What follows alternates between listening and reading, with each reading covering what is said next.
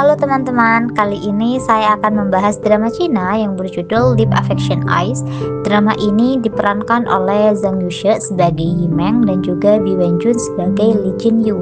Nah, jadi di sini si Yimeng ini dia itu sangat menyukai si Jin Yu, bahkan dia itu mengejar-ngejar Jin Yu gitu teman-teman. Jadi dia itu cegil yang tidak mau menunggu si Jin Yu ini menyatakan perasaannya gitu. Jadi dia berusaha sebisa mungkin untuk bisa mendapatkan hatinya si Jin Yu ini gitu. Dan dia tuh cegilnya bener-bener ugal-ugalan banget gitu teman-teman.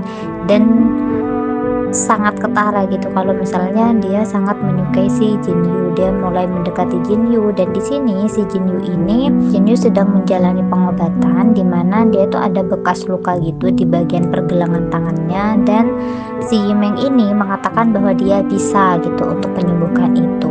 Nah, Jin Yu sendiri dari background keluarganya, ibunya itu sangat membenci dia gitu teman-teman. Bahkan dia itu sempat mengalami kebakaran mobil, dan karena si Jin Yu yang tidak meninggal, ibunya itu sangat marah kepada Jin Yu gitu.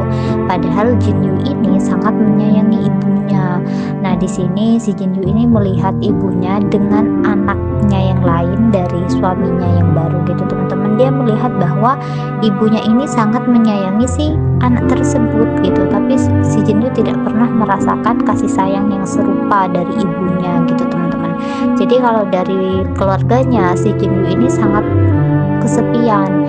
Ayah dia itu sudah meninggal, dan dia memiliki ibu yang bahkan sangat membenci dirinya dan tidak ingin menganggap dia sebagai anak gitu. Jadi ibunya itu hanya menganggap Jin Yu ketika dia sudah membutuhkan si Jin Yu. Nah, untung aja ada Yimeng yang di sini dia selalu berusaha untuk berada di sisi Jin Yu, dan dia membuat si Jin Yu ini tidak pernah merasakan kesepian. Bahkan di hari ulang tahunnya, si Jin Yu ini harus rela mendonorkan sumsum tulang belakangnya hanya karena dia ingin dianggap gitu oleh ibunya. Namun percuma, setelah dia mendonorkan sumsum tulang belakangnya, si ibunya juga tetap acuh kepada dirinya gitu teman-teman.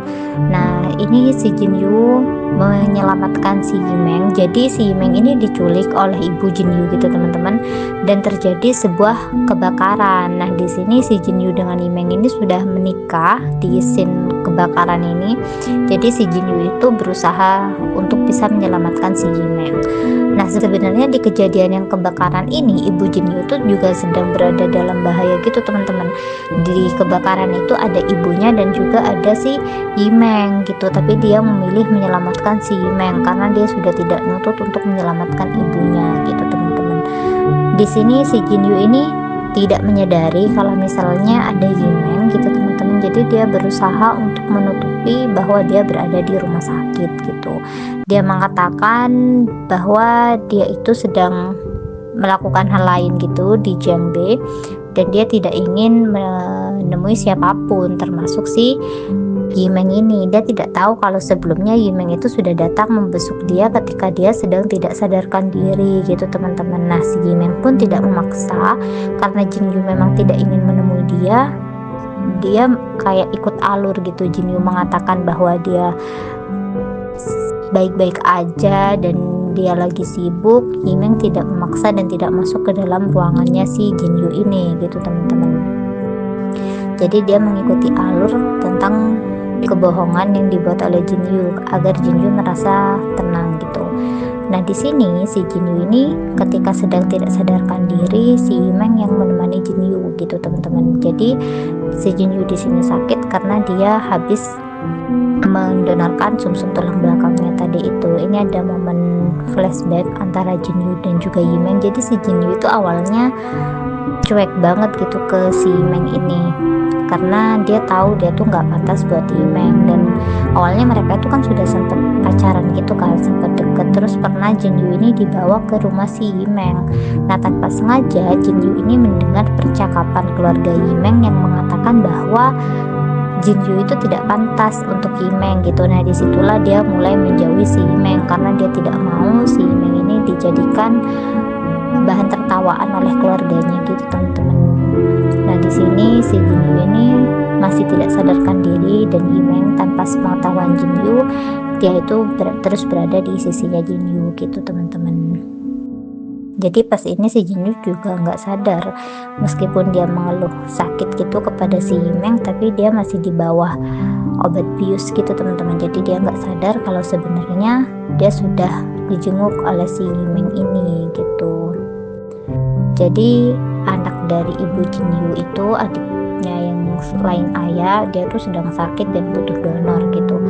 Di sini si Jinyu tanpa pikir panjang, dia mendonorkan sumsum tulang belakangnya, padahal dia sudah tahu dengan mendonorkan sumsum tulang belakangnya dia akan merasakan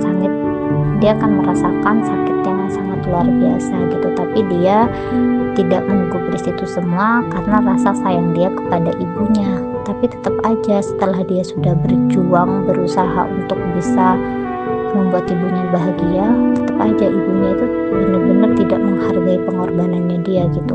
Bahkan ibunya membayar dia gitu teman-teman, padahal dia tuh hanya butuh kasih sayang dari ibunya. Nah ini anaknya yang satunya lagi itu benar-benar disayang banget sama ibunya, sedangkan Jinyu di sini yang mendonorkan itu bahkan ibunya tidak ada rasa sedikit pun khawatir kepada dia gitu. Jadi di sini jadi Jinyu itu benar-benar sakit banget gitu.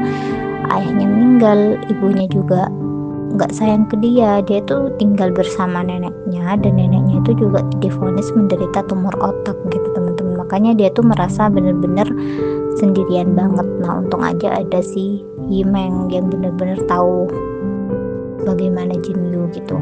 Nah ini ketika Jinyu mau itu mendonorkan sumsum tulang belakangnya, ibunya menatap dia tuh dengan sinis tanpa rasa iba gitu. Padahal di sini Jinyu ini sedang menolong si ibunya gitu.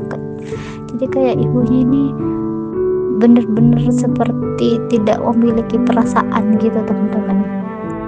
Jinyu itu di sini sangat menyedihkan. Nah di sini juga dia beberapa kali itu mengalami kesakitan gitu pasca melakukan donor itu tadi gitu teman-teman. Oke, mungkin segitu dulu dari aku. Terima kasih banyak. Bye bye.